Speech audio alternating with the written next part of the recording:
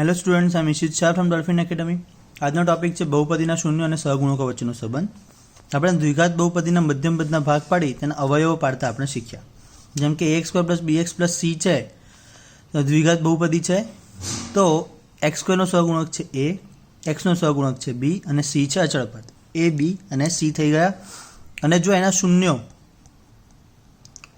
ને આપણે આલ્ફા અને બીટાથી દર્શાવીએ, ને શૂન્યને શેનાથી દર્શાવીશું? આપણે આલ્ફા ને બીટાથી દર્શાવીશું. તો આપણે શોધવાનું શું છે કે એના જે શૂન્યો છે આલ્ફા અને બીટા અને એના જે સહગુણકો છે એ બી સી, આ બે વચ્ચે સંબંધ શું છે એ આપણે શોધવાનું છે. તો આપણે એક ઉદાહરણથી સમજીએ. 2x square minus 8x plus 6 આપેલું છે. એને આપણે મધ્યમ પદ વિભાજનથી અવયવ પાડીએ. 6 દુ 12, 12ના ભાગ પાડવાના, સરવાળાથી 8 આવે. તો 6x અને 2x બે ભાગ પડી જશે. -6 -2 -8 થઈ જાય. 2x કોમન, -2 કોમન, 2x -2 અને x -3. અહીંયાથી 2 કોમન લેવું હોય તો લઈ શકાય.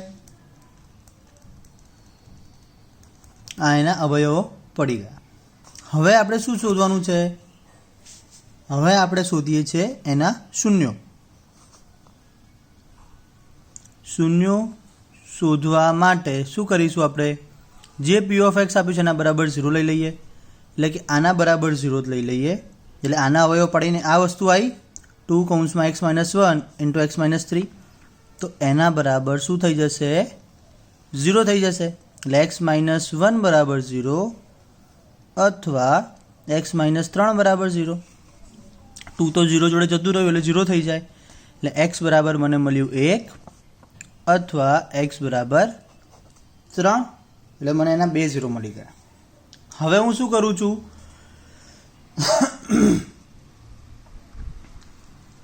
ઝીરોનો સરવાળો કરીએ. એટલે કે શૂન્યોનો જે મળે એને 0 પણ કહેવાય. હા, શૂન્યોનો સરવાળો કરતા આપણે એક શૂન્યને આલ્ફા અને એક શૂન્યને બીટા બતાવીએ અને જો હું એ બેનો શૂન્યનો સરવાળો કરું, આલ્ફા પ્લસ બીટા, તો મને શું મળશે? 3 ને 1 4 મળે. બરાબર? શૂન્યનો સરવાળો કરીએ તો 3 ને 1 4 મળે. અને આલ્ફા પ્લસ બીટા બરાબર -b/a. તમે કમ્પેર કરી શકો છો. આ એનું સૂત્ર છે. આલ્ફા પ્લસ બીટા -b/a થાય. તમે જુઓ, a એટલે 2, b એટલે -8, c એટલે 6.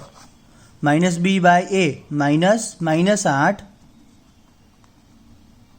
ભાગ્યા a એટલે 2, 8 ભાગ્યા 2 એટલે 4. આવી ગયું? સમાન થઈ જાય છે. શૂન્યનો સરવાળો કર્યો તો પણ 4 મળ્યું અને સૂત્ર પરથી શૂન્યનો સરવાળો શું થયો? આલ્ફા પ્લસ બીટા -b/a, એ પણ 4 મળે છે. હવે શૂન્યનો ગુણાકાર કરતા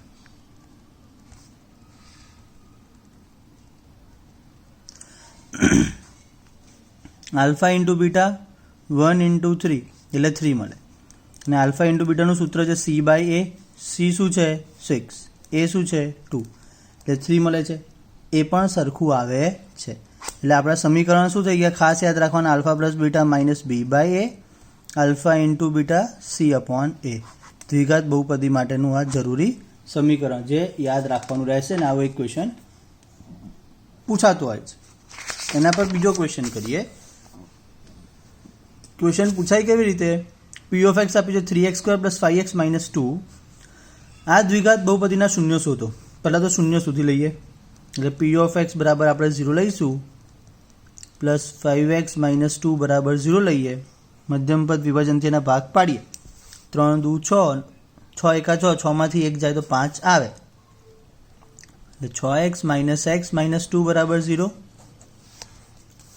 3x કોમન, 3x -1 ને x પ્લસ 2 બરાબર 0. એટલે શું લખાય? 3x -1 બરાબર 0 અથવા x પ્લસ 2 બરાબર 0. એટલે x બરાબર 1/3 અથવા x બરાબર -2.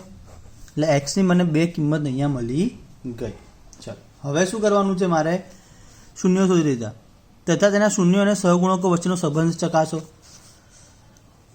તો શૂન્યોનો સરવાળો 1/3 વત્તા -2 1 - 6/3 -5/3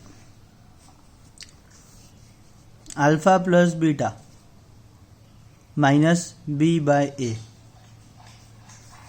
એ બરાબર છે 3, બી બરાબર 5, સી બરાબર -2 માઇનસ બી બાય એ બંને સરખા આવે છે બરાબર. ચલો હવે શૂન્યોનો ગુણાકાર 1/3 ઇન્ટુ -2 એટલે -2/3 અને એના બરાબર તમારું શું થાય છે અચળ પદ ભાગ્યા x² સહગુણક એટલે આલ્ફા ઇન્ટુ બીટા બરાબર સી અપોન એ થાય છે. જોઈ જુઓ -2 ભાગ્યા x² સહગુણક એટલે 3 થઈ ગયું. એટલે બંને સરખા આવે છે એટલે એ વસ્તુ આપણે સંબંધ ચકાસ્યો. તો આવી રીતના ક્વેશ્ચન ખાસ પૂછાતા હોય છે એટલે ખાસ યાદ રાખવાની વસ્તુ તમારે અહીંયા alpha plus beta minus b upon a alpha into beta c upon a આ વસ્તુ ખાસ યાદ રાખવાની રહેશે. હવે ધારો કે ax² plus bx plus C બરાબર 0 છે. આ દ્વિઘાત બહુપદીના શૂન્યો તમને કીધેલા છે કે આલ્ફા ને બીટા છે. આલ્ફા ને બીટા શૂન્ય હોય એનો મતલબ શું કે એક્સ બરાબર આલ્ફા અને એક્સ બરાબર બીટા એના શૂન્યો થાય. એટલે આને શું લખાય એક્સ માઇનસ આલ્ફા લખાય અને આને એક્સ માઇનસ બીટા લખાય. આ બે એના શૂન્યો છે આ અને આ. એટલે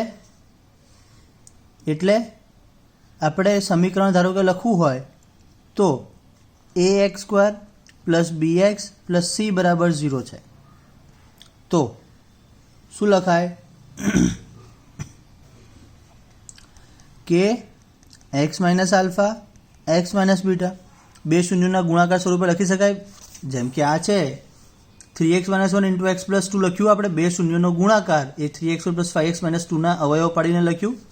એવી રીતે અહીંયા પણ એ જ આવે છે x minus alpha x minus beta કે એક બાર વસ્તુ વાસ્તવિક સંખ્યા કોમન આવતી હોય તો એ વસ્તુ છે. એટલે અહીંયા x² minus alpha plus beta x plus alpha beta આ તમારું દ્વિઘાત સમીકરણ થયું. એટલે તમને ક્વેશ્ચન પૂછ્યું હોય કે શૂન્યનો સરવાળો આપેલો છે અને શૂન્યનો ગુણાકાર આપેલો છે અને દ્વિઘાત સમીકરણ શોધો તો આ સમીકરણનો યુઝ થશે. આ યાદ રાખવાનું રહેશે. બીજું એક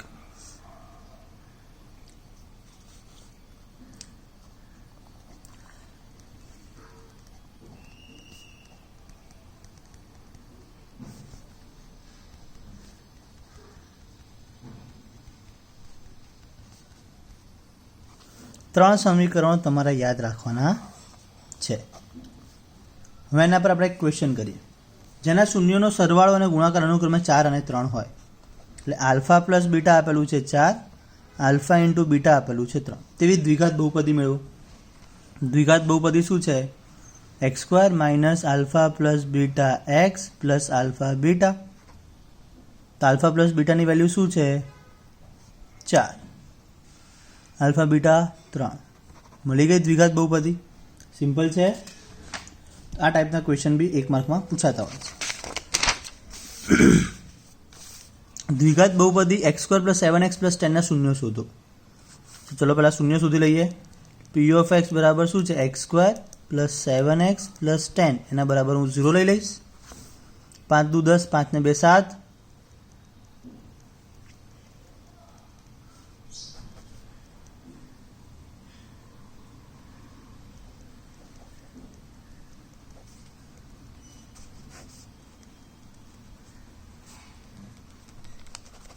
બે શૂન્યો મળી ગયા. શૂન્ય અને સહગુણકો વચ્ચેનો સંબંધ હમણાં આપણે કર્યું એવી રીતે બીજો એક ક્વેશ્ચન છે. તો આલ્ફા લખવાનું શૂન્યોનો પેન પતી ગઈ વેઇટ સરવાળો કરતા, શૂન્યનો સરવાળો કરતા, તો શૂન્યનો સરવાળો શું થશે? -2 વત્તા -5 -7 એના બરાબર શું આવે? આલ્ફા પ્લસ બીટા એટલે -b/a, b એટલે x નો સહગુણક ભાગ્યા x² નો સહગુણક થાય છે એવું alpha plus beta -b/a, b એટલે 7, a એટલે 1 થઈ જાય છે. સાચું છે. હવે શૂન્યોનો ગુણાકાર કરતા, શૂન્યનો ગુણાકાર કરતા -2 ગુણ્યા -5 દુ 10 બરાબર શું થાય? અચળ પદ ભાગ્યા x² નો સહગુણક એટલે આલ્ફા ઇન્ટુ બીટા બરાબર c/a. c શું છે? 10, a શું છે? 1, એટલે વેરીફાઈ થાય છે, એટલે સાચું છે. ક્લિયર? ચલો બહુપદી x² - 3 ના શૂન્ય શોધો. p(x) આપેલું છે, x² - 3 જે બી આપ્યું એના બરાબર 0 લઈ લેવાનું. એટલે x² બરાબર x² - 3 એટલે કે x² - √3 બરાબર 0 લખાય. a² - b² એટલે a plus b, a minus b એટલે x પ્લસ √3 x માઇનસ √3 બરાબર 0. એટલે શું લખાશે? x બરાબર -√3 અથવા x બરાબર √3. હવે એના શૂન્ય અને સહગુણકો વચ્ચેનો સરવાળો શોધવાનો છે.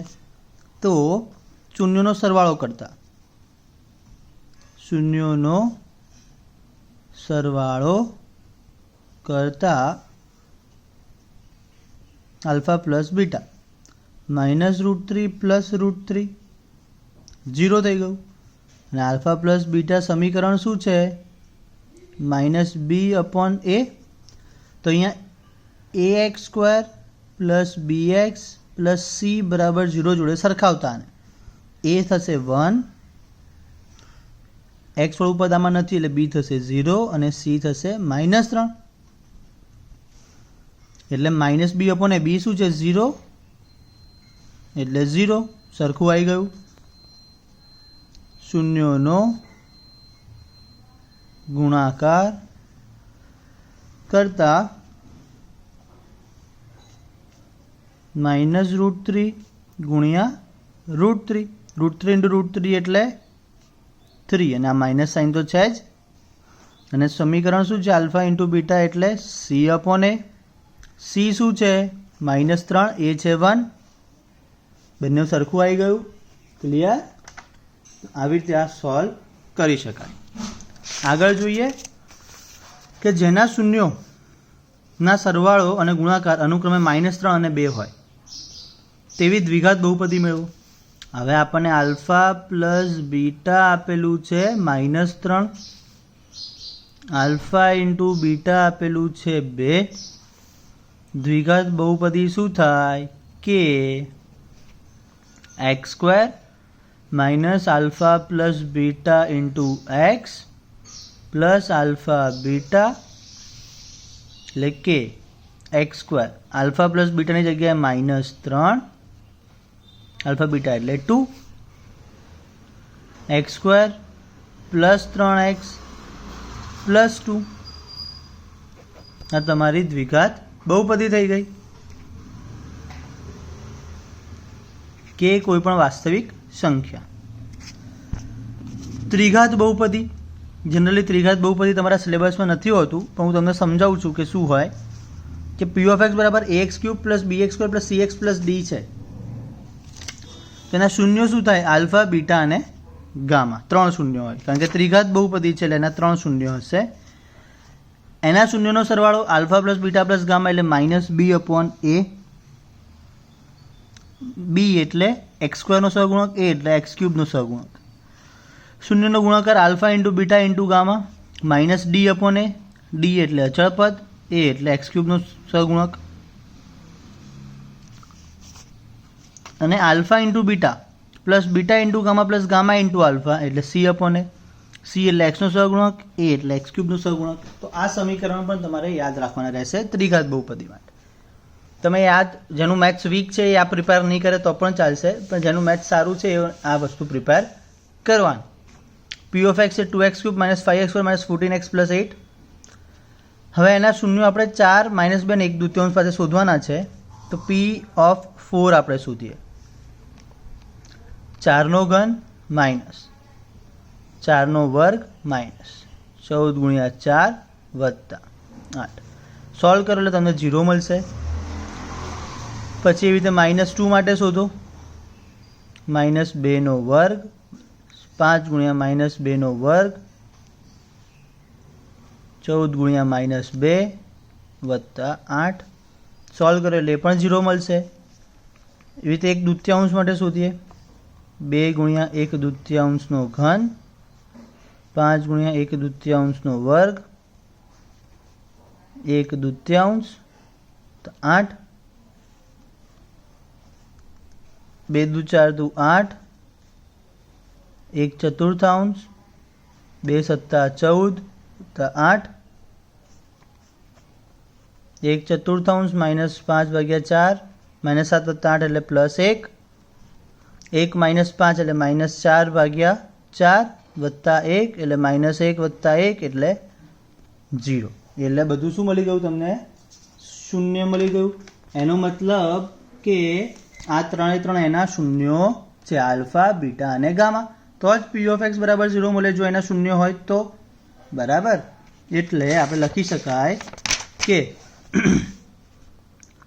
આલ્ફા બરાબર આપણે લઈ લઈએ 4, beta -2, gamma 1/2. Alpha plus beta plus gamma 4 તા -2 વત્તા 1/2 5/2. તેને આપણે સરખાઈએ -b/a જોડે. તો એ તમારું શું છે? એ છે 2, પછી -5 -14 8.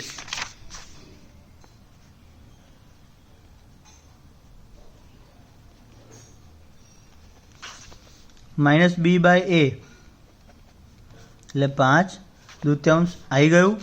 ચલો હવે alpha into beta into gamma 4 × -2. આજે કેમ પેનમાં આવું છે? 2 ઉડી જશે એટલે -4. એને આપણે સરખાઈએ -d/a જોડે. તો -8/a એટલે 2 એટલે -4. એ પણ સરખું થઈ જાય છે. Alpha beta, beta gamma, gamma alpha ગુણાકાર કરીએ. 4 × -2 વત્તા -2 × 1/2 વત્તા 1/2 × 4 -8 -1 વત્તા 2 અને -7. અને એના બરાબર છે c/a. c છે -14, એ છે 2 એટલે -7. સરખું આવી ગયું. Clear guys? તો અહીંયા વિડીયો આપણે પોઝ કરીએ છીએ, બાકીનું નેક્સ્ટ લેક્ચરમાં કવર કરીશું. ઓકે ગાઈસ, ચલો બાય બાય.